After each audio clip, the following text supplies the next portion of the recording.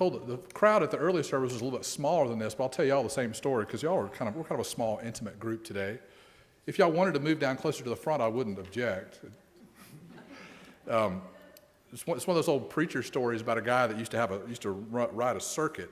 He had like 4 churches that he would minister with, and every Sunday morning he'd kind of work his way around to all 4 to do the service. And they're all country churches. And the last one on the circuit on one particular Sunday, there was just one farmer there in the sanctuary.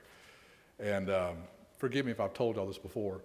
And he said, he just talked to him and said, look, buddy, just you and me today, we'd probably be okay if we just took the Sunday off. What do you say? And the farmer said, well, if I drove all the way out in the field to feed my sheep, and there was only one of them there, I wouldn't drive away without feeding him. So the pastor took the hint, and they did the service. He read all the scriptures and did all the prayers and did the whole sermon, and they sang all the hymns, did everything. He didn't leave anything out. And then when it was over, he was talking to the farmer. He says, well, what'd you think? And the farmer says, well, I'll tell you, Pastor, if I drove all the way out in the field to feed my sheep and there was only one of them there, I wouldn't have driven away without feeding him. But I also wouldn't have dumped the whole load on him either.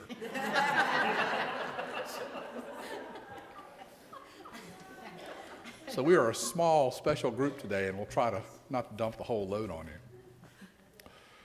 you. As most of y'all are probably aware, the Ohio State football team won a couple of games a few weeks back and got a pretty nice trophy as a reward for doing so. There's been a lot of talk about it. You may have heard something. I don't know.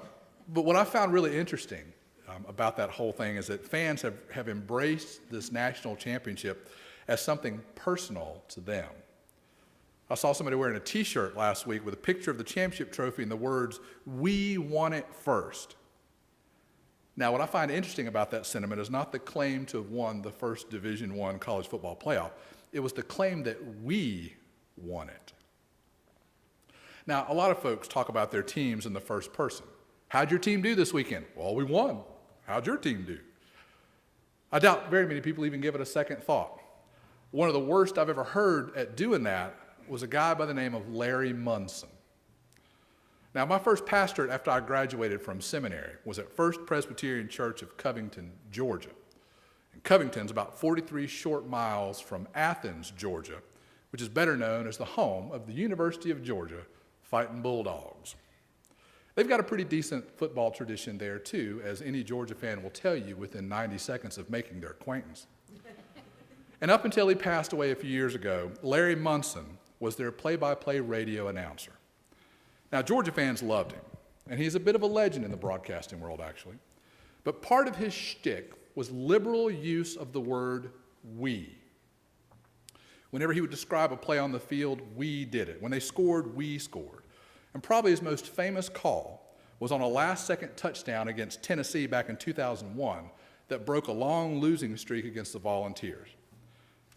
This was his call from that last play of the game, and I want to remind you that he didn't talk so much as he growled. You ready? We've come flying down the field. We're on the 6-yard line. We're going to have one play to try and save ourselves. Remember, we left our heart down on the other end of the field. We've come all the way back to the 6-yard line, and we just took the last time out like gold bullion and had to spend it. 6-yard line. Can you believe that David Green brought us down the field that quick? Now we have one play to steal a win. 24-20, and they've got the 24. We have 3 receivers. Tennessee playing to what amounts to a 4-4. Fake. There's a touchdown. My God, a touchdown. We threw it to Haynes. We just stomped him with 5 seconds left.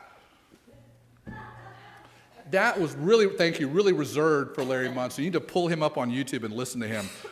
And if you were counting, that was like 14 personal pronouns there. A lot of we's and ours and even a they thrown in there too. And he always made me laugh when I would listen to him because, well, we didn't do anything. They did. People say it so much about their favorite team, they don't even think about it.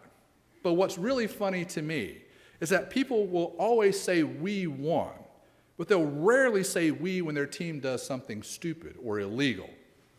I don't think I've ever heard somebody say we got put on probation or we were caught in a point-shaving scandal.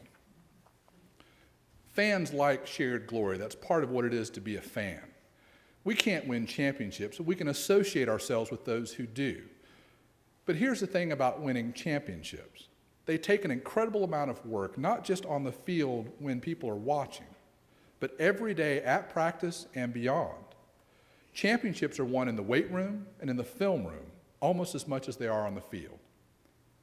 And frankly, there's a wide step from we won to we ran a lot of wind sprints today. As fans, we get to enjoy the fun part and share in our team's glory without having to put in a whole lot of effort. And in the sports world, that works. That's okay. They do the work, we buy the tickets that make it possible for them to do the work. But in the church, it doesn't.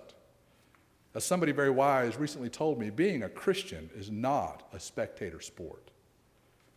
In our New Testament reading this morning, Jesus takes Peter, James, and John, the inner circle of the disciples, up to a high mountain where he's bathed in glory. His clothes are transformed into something sparkling white. In Matthew's account of that story, we're told that that his face shone like the sun. Then Jesus is joined by Elijah and Moses, the two top prophets in the history of Israel. Peter is so moved by this glorious event that he volunteers to build 3 tents for Jesus, Moses, and Elijah, places for them to stay the night. Peter's goal seems to be to prolong this holy moment a little longer. As Jesus and the prophets talk, a cloud moves in over Jesus, and we're reminded of the pillar of cloud that led the Israelites in the wilderness on their journey to the Promised Land, the cloud that encircled the top of Mount Sinai when Moses received the 10 Commandments from God, and the cloud that rested over the tabernacle when the people worshiped in the wilderness. And we understand that this cloud in our story today is meant to be a manifestation of God's presence. And the voice that comes from the cloud reveals that this is my son, the beloved, and then commands the disciples, listen to him. Now, for the disciples, that must have been an awesome moment. Though Peter has addressed Jesus as rabbi, we see here revealed the truth that Jesus is so much more. Who wouldn't want to prolong a moment like that?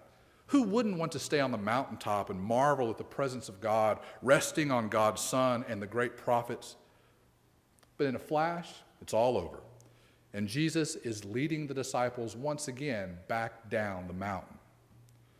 This moment is but a brief prelude or interlude in the story, but it seems to have a great deal of significance because Matthew and Luke, well, they include it in their gospel stories too. Why is it significant? Well, the transfiguration is that point at which the eternal and the finite, the divine and the human come together in the person of Jesus Christ. We see here in this shining moment not just glorification of Jesus, but the revelation that in him God has reached into the world in order to save it, to transform it into the kingdom of God. The author of 2 Peter writes that Jesus received honor and glory from God the Father when God spoke that day on the mountain. But what we expect of one who has been so honored is something far different from the destiny that Jesus fulfills. There, on top of the mountain, Peter wants to stay and soak up the majesty of that holy moment. Peter wants to bask in the presence of God. Peter wants to revel in the newly confirmed knowledge that Jesus is God's Son. Peter wants this to be the end of the journey. It's as if he's ready to put on a t-shirt that says, "We won." But Jesus leads them back down the valley, back down the mountain, into the valley below. What awaits them there? Not glory, not privilege, not visitation by the presence of God and by great prophets. What awaits them there is work, and the difficult reality that Jesus will be killed for who he is and what he's doing.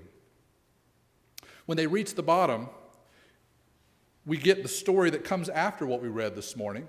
It's a long one, but it tells us that they are confronted almost immediately by a man whose son has been tormented since childhood by what sounds an awful lot like epileptic seizures. The other disciples haven't been able to help him. And a crowd has been arguing with a group of Pharisees and those disciples, likely about what all this means and how the boy might be helped. Jesus leads the disciples into this chaotic realm of desperation and anger and theological uncertainty. It's a far cry from the calm and peaceful idyllic moments up on top of the mountain. a far cry from the comforting presence of God and the reassuring voice that this is God's Son. But this is what being a disciple entails. Peter wanted to build dwellings, as the NRSV calls them, up on top of the mountain so that they might stay for a while, freeze time, and indulge this moment of spiritual enlightenment. But that can never be the sole end of the disciple of Christ. For the disciple, as for Jesus, the journey must always continue, and the journey takes us back into the valley where there's work to be done. In the church year, the transfiguration of Jesus is observed on the last Sunday before Lent. It is a defining moment when we affirm Jesus' significance as the Son of God before we observe Ash Wednesday and begin a season of penitence. It's a last reminder that the person to whom we turn for forgiveness and mercy is, in fact, the one who most fully embodies God's grace, mercy, and steadfast love. It is the point at which we remember God declaring to us the significance of this man, Jesus, just before we begin the long, slow march to Good Friday and the cross. Whether he was unable or unwilling to stay in that glorious moment, Jesus' quick exit with the disciples back down the mountain reminds us that being a Christian is not a spectator sport.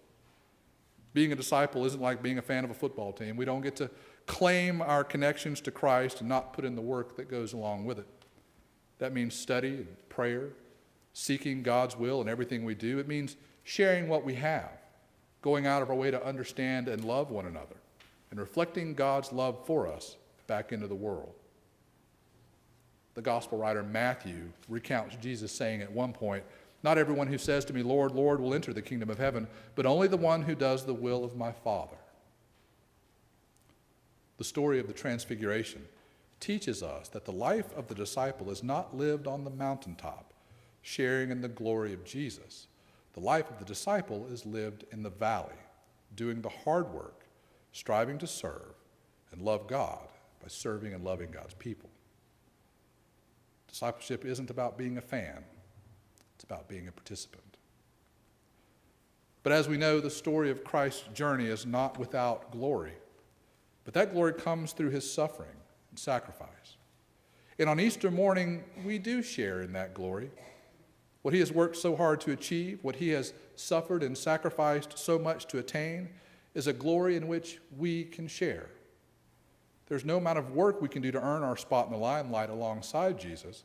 We get to bask in the glow of Christ's victory because he invites us to do so. He shares his glory with us willingly. And while we cannot earn our place there is an expected response.